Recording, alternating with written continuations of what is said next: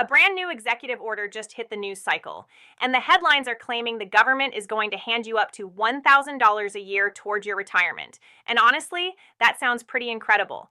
But before you get too excited, let us make sure we actually understand what is going on here. Because most people reading those headlines have no idea where this money is really coming from when it actually becomes available, or what you personally have to do to receive it. And here is the part that is not making it into many of those headlines. This executive order did not create new retirement accounts. It did not create that $1,000 figure either. That money already existed before anyone signed anything. So today I want to walk through this clearly, honestly, and without any political spin, because this is exactly the kind of story that sounds enormous when you read the headline, but once you actually understand the details, you realize there is a lot more nuance sitting underneath it. On April 30th, 2026, President Donald Trump signed an executive order titled Promoting Retirement Savings Access for Workers by establishing TrumpIRA.gov. The stated goal is straightforward. Make sure that every American worker has a simple, easy path to opening a low-cost retirement account. Create a clearer on-ramp to establishing an IRA, and make it easier for people to understand how to access this $1,000 government contribution that has been generating so many headlines. So let us tackle the biggest claim directly. The government will give you $1,000 for retirement.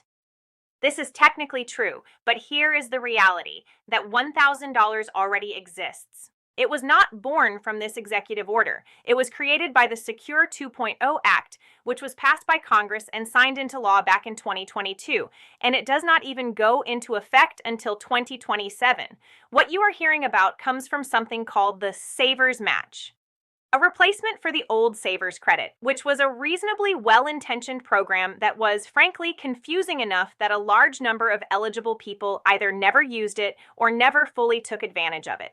The real goal of this shift is to replace something complicated with something simpler and genuinely easier to put to use.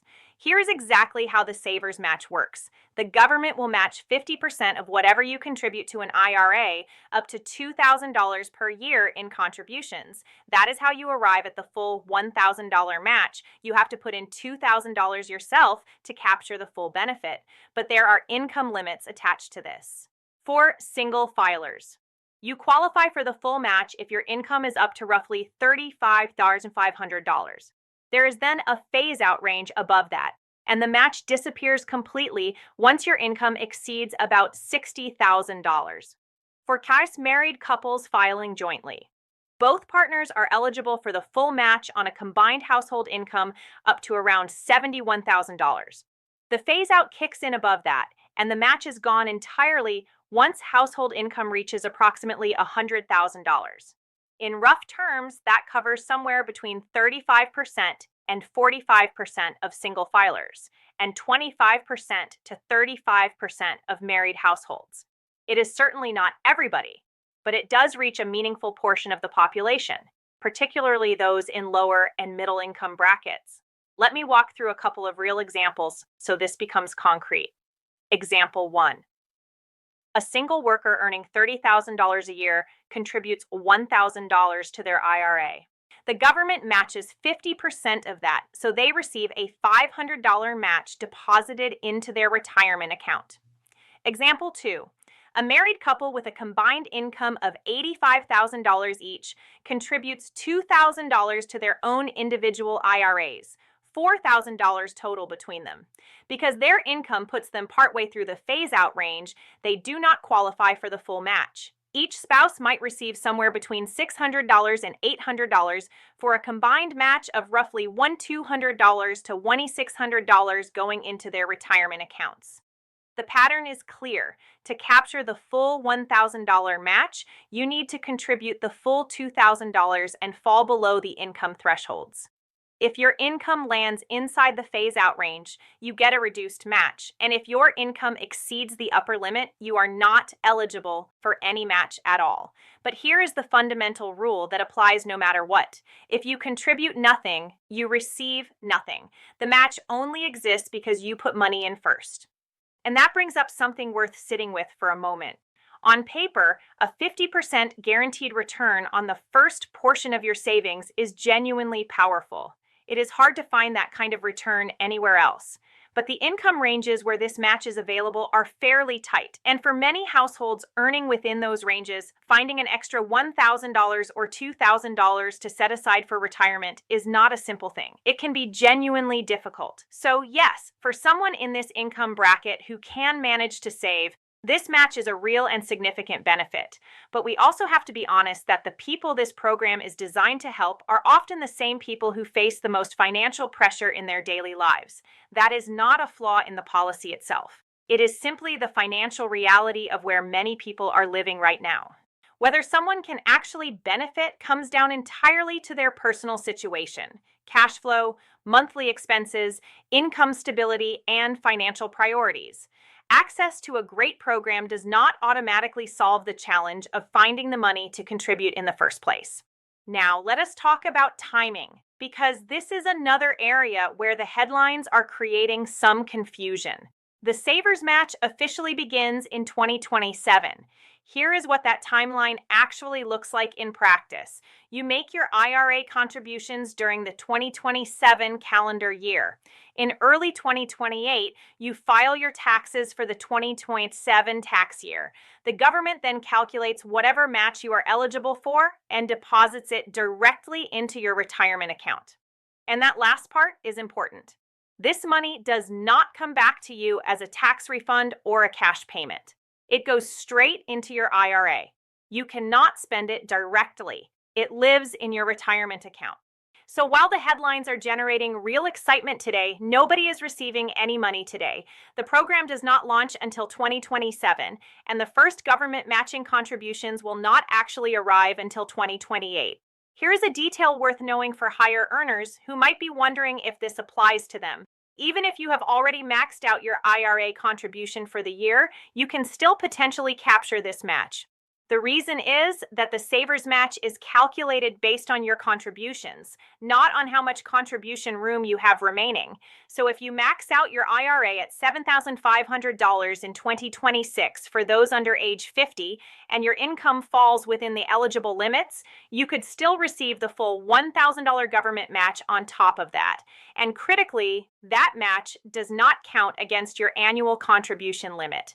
You could have $7,500 from your own contributions plus $1,000 from the government sitting in the account simultaneously.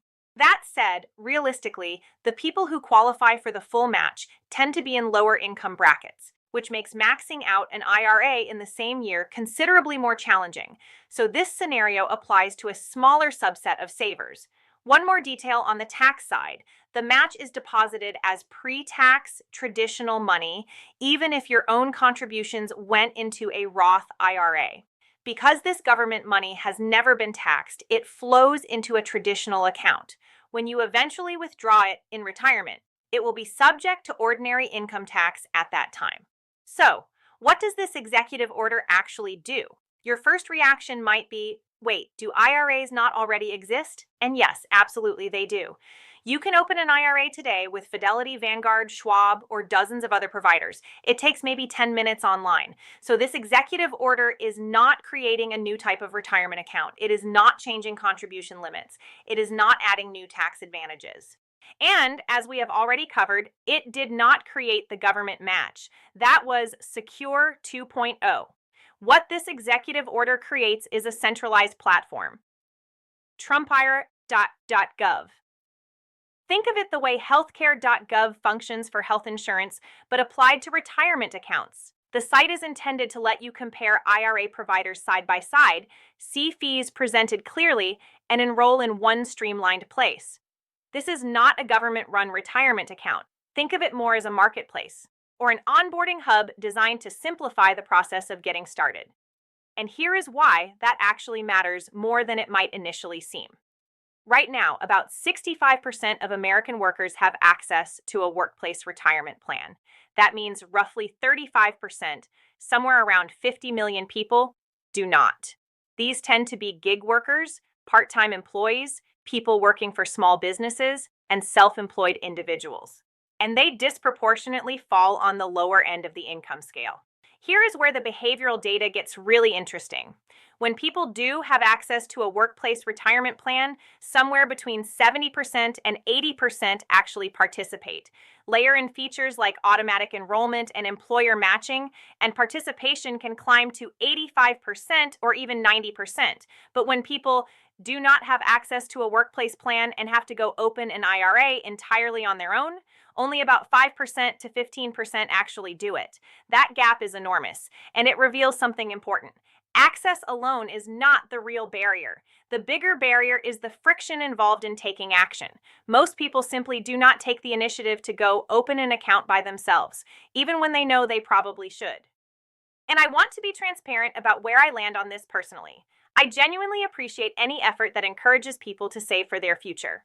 If this executive order gets more people thinking seriously about retirement and brings more attention to a topic that does not always get the focus it deserves, that is a good thing. I mean that sincerely, but I also think we have to be honest about what this does and does not solve. When you look at the retirement savings challenge, it really breaks down into layers. Layer 1 is IRA access. Do you even have a retirement account available to you? Layer 2 is participation. Are you actually contributing to it? Layer 3 is its optimization. Are you saving enough and investing in a way that actually serves your long-term goals? This executive order addresses layer 1 fairly directly and perhaps nudges layer 2 a little. But for many people, especially those in lower income brackets, access was never really the primary barrier. The deeper barriers are things like not having enough disposable income to save in the first place, behavioral friction and inertia, lack of awareness, or a genuine sense of intimidation around the investing process. Simplifying the path to opening an account is helpful, but it does not automatically solve the question of whether someone has money to put into that account.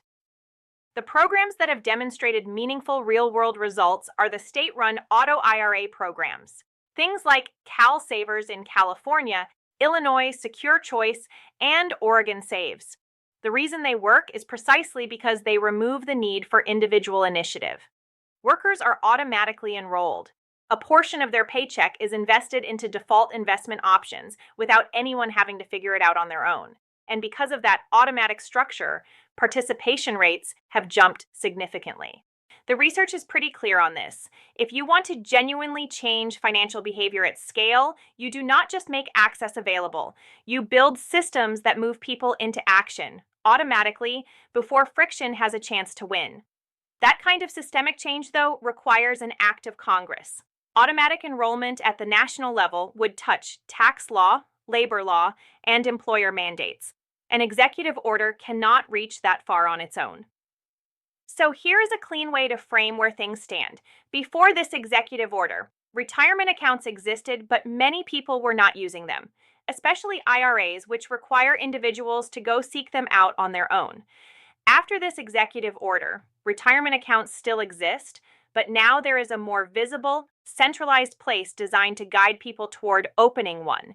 This is not a redesign of the retirement system. It is not a sweeping new benefit. It is not a windfall of free money landing in anyone's account.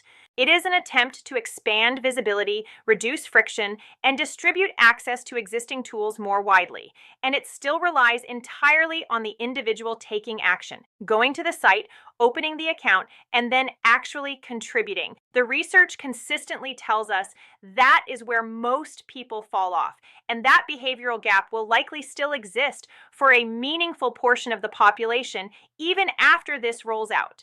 But we can hold two things as true at the same time. This can be a genuinely meaningful step forward for people who were close to taking action but needed a clearer path. And it is also not the complete solution to the retirement savings challenge in America. Both of those can be accurate simultaneously. So the next time you see a headline about $1,000 from the government, here is what to actually take away from it. The money is real. The Savers Match is a legitimate benefit created by Secure 2.0. But it is not automatic. You have to contribute your own money first. There are real income restrictions that determine whether you qualify. The program does not launch until 2027, and the first matching contributions will not arrive until 2028. And the role of this executive order is to build a centralized platform that makes it easier to find and open an IRA, not to create new money or new accounts. The goal is to expand awareness of a benefit that already exists and hopefully get more people across the line into actually saving for their future. So, what are your thoughts on this? Does this executive order feel like a meaningful step forward to you, or do you think it falls short of what is actually needed? Drop your take in the comments. I read them all. New videos go up every single week. If you got value out of this one, a like genuinely helps. If you are new here, consider subscribing. And if you know someone who would benefit from understanding this clearly, share it with them. See you in the next one.